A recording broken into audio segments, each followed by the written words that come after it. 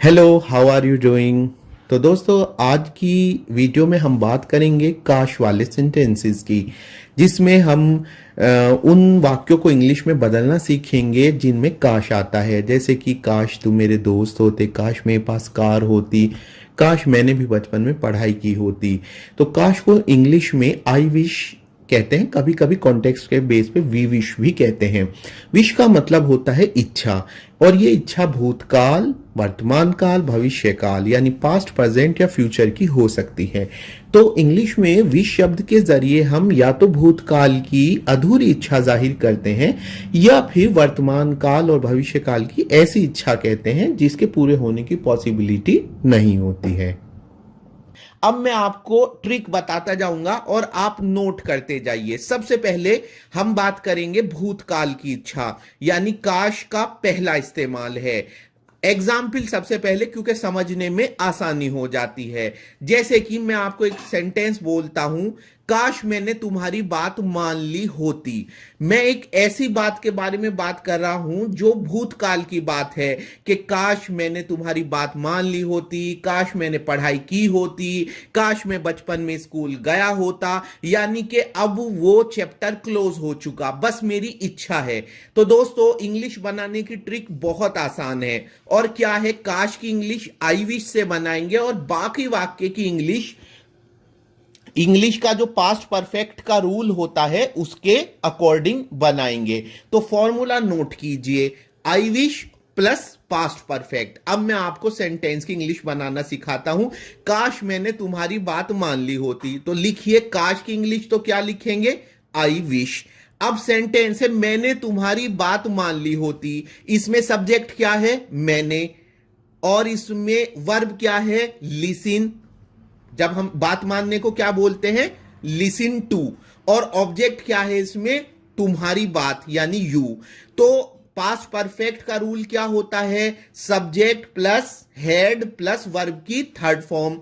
तो इंग्लिश क्या होगी, I had listen to you. अब पूरे वाक्य की इंग्लिश क्या हो जाएगी, काश मैंने तुम्हारी बात मान ली होती। बनाइए आप, I wish I had listened to you.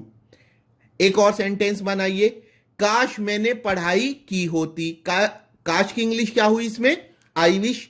मैंने पढ़ाई की होती, इसको पास्ट परफेक्ट में बनाइए, मैंने आई हैड, पढ़ाई करने को क्या बोलते हैं, study. I wish I had studied.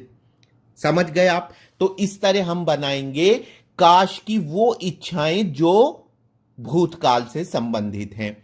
दूसरा इस्तेमाल काश का, प्रेजेंट की इच्छा, और ये ज्यादातर सेंटेंसेस में हम यही कहते हैं, काश मेरे पास कार हो जाए, काश मेरे पास कार होती। हिंदी सेंटेंसेस के स्ट्रक्चर को हम दोनों तरह से व्यक्त कर सकते हैं। अगर मैं कह रहा हूं काश मेरे पास कार हो, या मैं कहूं काश मेरे पास कार होती, तो दोनों का मतलब सेम ही है। मैं एक ऐसी इच्छा कह रहा हूं कि वर्तमान में मेरे पास कार नहीं है और मैं उस इच्छा की बात कर रहा हूं। तो आप हिंदी स्ट्रक्चर को भी नोट करें कि या तो हम इस तरह बोलेंगे, काश मेरे पास कार हो, काश सरकार मेरी मदद करे, या हम हिंदी सेंटेंस को ऐसे भी बोल सकते हैं, काश मेरे पास कार होती। लेकिन बोलने वाला ये जानता है कि वो वर्तमान की बात कर रहा है। अगर आप पास्ट का सेंटेंस अभी अभी जो हमने देखा उसमें और वर्तमान में डिफरेंस करें, जैसे मैंने कहा काश मेरे पास कार होती, आप कैसे पता लगाएंगे कि वर्तमान का सेंटेंस है या भूतकाल का सेंटेंस है। तो आप इसको, ये डिपेंड करता है बोलने वाले पर। अगर बोलने वाला बात कर रहा है वर्तमान की, यानी अब काश मेरे पास कार होती, तो हम इसे मानेंगे वर्तमान की इच्छा। और अगर मैं कहूं कि काश सन 2010 में मेरे पास कार होती, और अब चल रहा है 2020, तो हम क्या मानेंगे कि ये जो है भूतकाल की इच्छा है, क्योंकि मैं बोल रहा हूं 2010 में मेरे पास कार होती। तो प्रेजेंट की इच्छा को आप अच्छे से समझ लीजिए कि उसको हिंदी में हम कैसे बोलते हैं।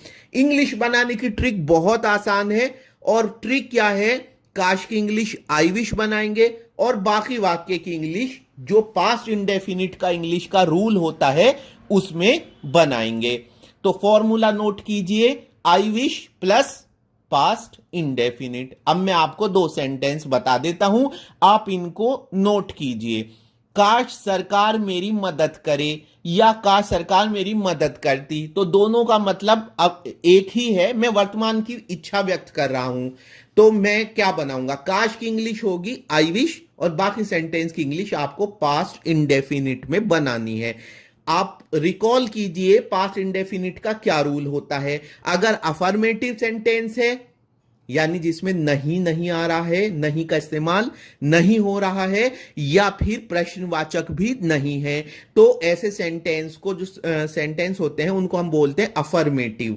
तो अफर्मेटिव सेंटेंस है अगर, तो उसमें पास्ट इंडेफिनिट की जो हम इंग्लिश बनाते हैं वो कैसे बनाते हैं, हम बनाते हैं सब्जेक्ट प्लस वर्ब की सेकंड फॉर्म प्लस ऑब्जेक्ट। तो काश सरकार मेरी मदद करे, तो काश की इंग्लिश क्या हुई, आई विश।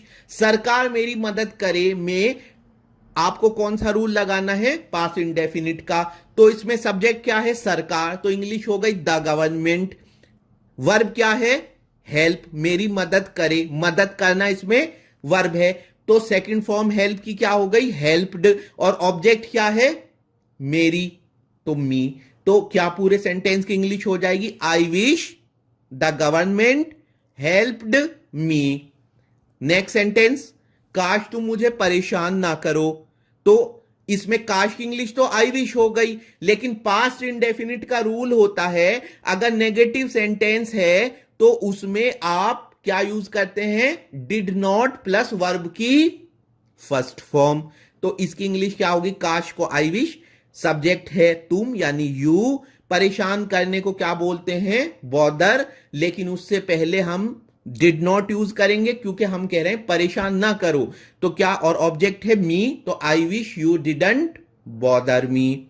ठीक, तो ये थी पास्ट की इच्छा। इसमें मैं यहां पे एक बात और बता दूं, जब आप टेंस की स्टडी कर रहे होंगे तो सेंटेंस दो तरह के होते हैं, एक जिसमें सिर्फ हेल्पिंग वर्ब का इस्तेमाल होता है और एक वो सेंटेंस जिसमें एक मुख्य वर्ब भी होती है। वर्ब यानी क्रिया, क्रिया को हम इंग्लिश में वर्ब बोलते हैं। जैसे कि मैं आपसे कहूं तुम मेरे दोस्त हो, तो इसमें वर्ब क्या है, इसमें कोई वर्ब नहीं है, इसमें केवल सहायक वर्ब है, हेल्पिंग वर्ब है, सहायक क्रिया है, और वो क्या है, हो।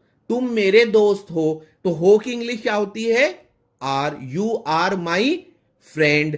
तो एक तो सेंटेंस ऐसे होते हैं और एक सेंटेंस होते हैं जिसमें वर्ब यूज होती है, जैसे मैं स्कूल जाता हूं, मैं खाना खाता हूं, मैं पढ़ाई करता हूं, मैंने फिल्म देखी है। तो इन सेंटेंसेस में वर्ब यूज होती है। यहां पे मैं आपको बता दूं काश के कॉन्टेक्स्ट में कि वो सेंटेंसेस काश वाले जिनमें सिर्फ हेल्पिंग वर्ब यूज होती है, होता, होती, होते, हो या हो।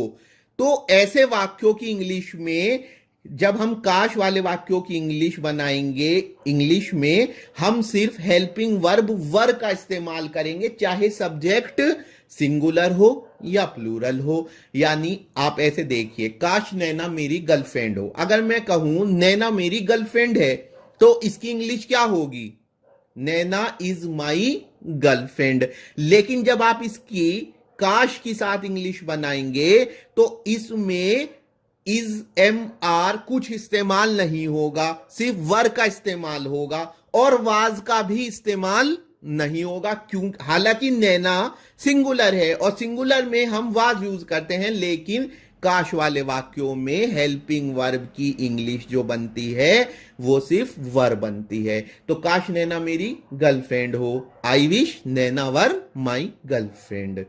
अगर मैं आपको इसका कंट्रास्ट दिखाऊं, काश नैना मेरी गर्लफ्रेंड बन जाए, तो इसमें बन जाना एक वर्ब है, बिकम बोलते हैं बन जाने को। तो जब आप इसकी इंग्लिश बनाएंगे तो आप पास्ट इंडेफिनिट के रूल से बनाएंगे, तो I wish Naina became my girlfriend. और जो मैंने अभी सेंटेंस बोला उसमें तो कोई वर्ब है नहीं, केवल सहायक क्रिया है, तो उसकी इंग्लिश हम वर से बनाएंगे। तो I wish Naina were my girlfriend. अगर आपको कोई डाउट है तो आप कमेंट करके मुझसे पूछ सकते हैं। अब आगे चलते हैं, काश का तीसरा इस्तेमाल, फ्यूचर की इच्छा। काश तुम अगले हफ्ते हमारे साथ पिकनिक पर चलो, या काश तुम अगले हफ्ते हमारे साथ पिकनिक पर चलते। दोनों का मतलब एक ही है। यहां मैं आपको एक बात क्लियर कट बता देना चाहता हूं कि ये बात कहते टाइम कहने वाले को पता है कि जिस व्यक्ति से वो बात कर रहा है वो पिकनिक पर साथ नहीं जाएगा, एटलीस्ट अभी उसका प्लान नहीं है, इसलिए ये इच्छा है, होप नहीं है। काश में यानी विश में और होप में यानी उम्मीद में डिफरेंस होता है। उस पे मेरी अलग से वीडियो है, अलग वीडियो आएगी, आप उसको देखना वीडियो को। फिलहाल हम काश पे कंसंट्रेट कर रहे हैं। अगले हफ्ते का इस्तेमाल हमें बताता है कि इच्छा फ्यूचर की है। इंग्लिश बनाने की ट्रिक वेरी इजी। काश की इंग्लिश आई विश बनाइए, बाकी वाक्य की इंग्लिश वुड के साथ वर्ब की फर्स्ट फॉर्म से बनाएंगे। तो देखते हैं कैसे। काश तुम अगले हफ्ते हमारे साथ पिकनिक पर चलो। तो जैसे कि मैंने अभी बताया, मैं फिर से इस बात को अंडरलाइन कर देता हूं कि सेंटेंस में अगले हफ्ते का इस्तेमाल यह बताता है कि इच्छा फ्यूचर के बारे में है और इच्छा करने वाले को यह बात पता है कि जिस व्यक्ति को यह बात बोला है वो अगले हफ्ते पिकनिक पर उसके साथ नहीं जाएगा, इसलिए उसने इच्छा व्यक्त की। अगर वो व्यक्ति ये ना जानता होता कि वो पिकनिक पर नहीं जाएगा साथ में, तो हम इसकी इंग्लिश दूसरे तरीके से बनाते, होप से बनाते। लेकिन फिलहाल हम विश पर कॉन्सेंट्रेट रखते हैं। तो काश तुम अगले हफ्ते हमारे साथ पिकनिक पर चलो या चलते की इंग्लिश क्या होगी? I wish. और बाकी सेंटेंस की इंग्लिश मैंने क्या बताया आपको? वुड के साथ वर्ब की फर्स्ट फॉर्म से। तो सेंटेंस तुम अगले हफ्ते हमारे साथ पिकनिक पर चलो, इसमें बताइए आप मुझे सब्जेक्ट क्या है। सब्जेक्ट है कौन जाने का काम कर रहा है, तुम तो यू, और क्रिया क्या है, वर्ब क्या है, पिकनिक पर जाना यानी कि कम। तो इसकी इंग्लिश क्या होगी? You would come with us, हमारे साथ, ऑन द पिकनिक, पिकनिक पर next week. I wish you would come with us on the picnic next week. आप इसको कॉन्ट्रैक्शन में भी बोल सकते हैं, I wish you'd come with us on the picnic next week. काश अगले महीने एग्जाम्स ना होते, तो आप क्या बोलेंगे? I wish there would be no examinations next month. आप समझ रहे हैं ना ट्रिक्स के कैसे इसको हम जो है बनाते हैं।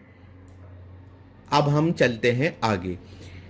देखिए, एक बात पे मैं जोर देता हूं बहुत, और अपने स्टूडेंट्स को मैं इस बात से एकदम इम्यून कर देता हूं। मेरा स्टूडेंट गलती कर ही नहीं सकता है। मैं अपने स्टूडेंट को विश और होप में बहुत अच्छे से डिफरेंस समझा देता हूं, लेकिन मैं एक पिटफॉल की तरफ फिलहाल आपका ध्यान दूंगा, क्योंकि उस पे मेरी सेपरेट वीडियो है होप वाले सेंटेंसेस पर। तो इसमें जो है विश के साथ कभी भी प्रेजेंट टेंस का इस्तेमाल नहीं होगा। अगर मैं आपसे कहूं काश मैं तुम्हें भूल जाऊं, तो कौन बताएगा इसकी इंग्लिश क्या होगी? बताओ, ये कौन सी इच्छा है? ये है प्रेजेंट की इच्छा। रूल है काश की इंग्लिश आई विश, और बाकी सेंटेंस की इंग्लिश पास्ट इंडेफिनिट में। तो पास्ट इंडेफिनिट के अफर्मेटिव में वर्ब की कौन सी फॉर्म होती है? Second form. तो I wish I forgot you सही इंग्लिश है, और I wish I forget you wrong English है, बिल्कुल गलत है। काश के साथ कभी भी प्रेजेंट टेंस का इस्तेमाल नहीं होगा। तो चलते चलते मैं आपको एक बात और बता देना चाहता हूं कि आई विश जो है वो यूनिक वर्ड नहीं है। इसकी जगह वुड दैट का भी इस्तेमाल होता है, इफ ओनली का भी यूज होता है। तो आर्किक इंग्लिश जो कि पुराने टाइम में इस्तेमाल होती थी, उसमें आई विश की जगह वुड दैट का इस्तेमाल होता था। और आज भी हंसी का प्रभाव लाने के लिए या फिर पुराने जमाने का प्रभाव लाने के लिए आई विश की जगह वुड दैट का इस्तेमाल हो जाता है।